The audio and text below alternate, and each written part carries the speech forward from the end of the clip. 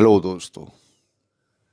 मैं रंजन सिंह अपने YouTube channel आध्यात्मिक रहस्य पर आपका स्वागत करता हूँ। आज मैं बात करूँगा वैसे साधक के बारे में, वैसे साधक के जिज्ञासा को शांत करने के बारे में, जो जिनका ना तो कोई गुरु हैं, ना कोई मार्गदर्शक,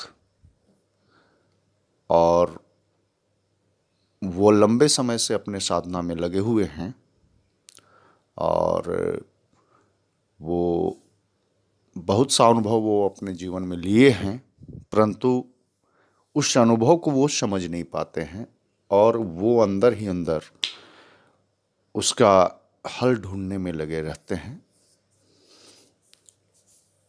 चूँकि साधना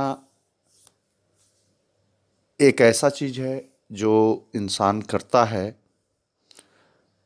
और उसमें जब सफलता मिलने लगता है, बहुत सा अनुभव होने लगता है, तो वो किसी के साथ शेयर नहीं करना चाहता है। हाँ, जिनके गुरु हैं वो तो शेयर कर लेते हैं, लेकिन जिनके गुरु नहीं हैं वो किसी से शेयर नहीं कर पाते हैं और अपने आप में अपने प्रश्न का हल खोजना शुरू करते हैं, जो कुछ कुछ भ्रांतियाँ उनको पैदा कर देती है। तो आज मैं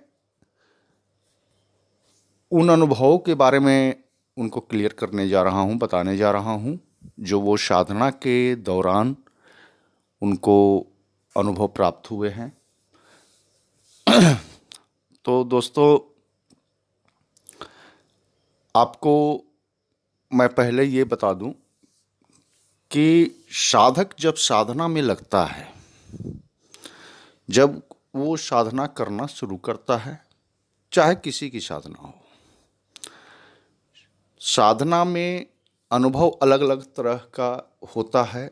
अलग अलग साधक को अलग अलग तरह के अनुभव महसूस होते हैं, लेकिन जिसमें कॉमन कुछ अनुभव है, जो चाहे वो शंकर भगवान का वो साधना किए हों, बजरंग बली का साधना किए हों, माँ भगवती का साधना किए हों, माँ काली का साधना किए हों, तो उन किसी का भी साधना करने में लगभग एक जैसी अनुभव प्राप्त होती है। वो मैं आपको बता दूं, और उसका मतलब क्या होता है वो भी मैं बता दूं। जैसे जब साधना करने से आप ईश्वरीय शक्ति से जब कनेक्ट होते हैं, शिव का साधना करने में शिव का जो शक्ति पुंज होता है उससे जब कनेक्ट होते हैं, आप सीधा शक्ति शिव से आप नहीं कनेक्ट होते हैं।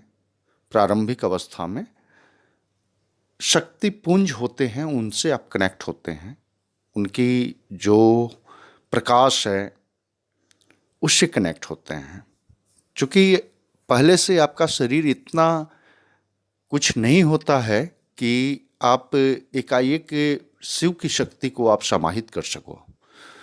तो अगर आप शिव की साधना करते हैं तो वो पहले आपके शरीर को इस लायक बना देते हैं कि भविष्य में आगे वो कभी भी ऐसा सौभाग्य प्राप्त आपको हो सकता है कि उनका आप दर्शन पा सको। तो उसके पहले आपके शरीर के अंदर में इतनी ऊर्जा वो भर देते हैं कि तुम उस लायक बन जाओ। भाई, सामने जब शंकर भगवान आए, शिव आए, तो आप उनको देखकर, उनके दर्शन पाकर आप विचलित ना हो, पागल ना हो, आपकी डेथ ना हो, या कुछ भी आकस्मिक घटना ना हो। तो उसमें कॉमन अनुभव जो है वो मैं आपको बता देता हूँ। उसमें सबसे पहला कॉमन जो अनुभव है वो है, आप आपके साधना के समय आपको कभी ठंडी हवा, कभी गर्म हवा का अनुभव होना, ये पहली अनुभव है जो चाहे जिनका भी करो ये अनुभव आपको मिलेगा। जिस भी देवी देवता को आप करो ये अनुभव आपको मिलेगा। दूसरा अनुभव है कि जब आप साधना करते हैं तो शरीर के विभिन्न अंगों में आपको चिट्टी सी चलने की अनुभव प्राप्त होगा, जैसे लगेगा कोई कीड़ा चल रहा है। एक्चुअली वो कीड़ा नहीं होता है, वो आपके अंदर का जीवाणु तत्व होता है जो अपना खुशी का इजहार वो आपके चारों तरफ घूमकर करता है। वो जब ईश्वरीय ऊर्जा प्राप्त करता है तो वो जीवाणु को इतनी आनंद आता है कि वो भ्रमण करना शुरू कर देता है आपके शरीर के चारों ओर। सारे अंगों में आपको बिल्कुल लगेगा जैसे कीड़ा चल रहा हो, चींटियां चल रहा हो, या कोई चीज़ है जो हाथ में, पैर में, पीठ में, पेट में, आगे सर में, सारे जगह में वो दौड़ते रहता है। इसका मतलब आप समझ जाओ कि आपको ईश्वरीय कृपा प्राप्त हो रहा है। और कभी भी आपको इष्ट का, प्रभु का, या जिनका भी आप साधना कर रहे हैं वो आपको साक्षात दर्शन दे सकते हैं। इसके बाद का अनुभव है जो आपको, तीसरा अनुभव आपको मैं बताता हूं, जिसमें आपका सर का भाग बिल्कुल भारी भारी हो जाएगा और वहां से लगेगा जैसे कुछ तरल पदार्थ नीचे की ओर आ रहा है, आपके चेहरे से होते हुए, आंखों से होते हुए, गर्दन से होते हुए नीचे की ओर जा रहा है। वो दरअसल वो अनुभव जो होता है वो अनुभव है आपका चक्र का। वो चक्र का होता है जिसमें सहस्रार चक्र जब आपका खुलता है तो वो क्या है कि वहाँ से सहस्रार चक्र के माध्यम से ब्रह्म तत्व से कनेक्शन होता है। जब ब्रह्म तत्व से कनेक्शन होता है तो आपके सर के माध्यम से ऊर्जा आपके शरीर के अंदर में समाहित होना शुरू होता है। वो जो लगता है जैसे तरल पदार्थ कुछ नीचे की ओर जा रहा है, वो दरअसल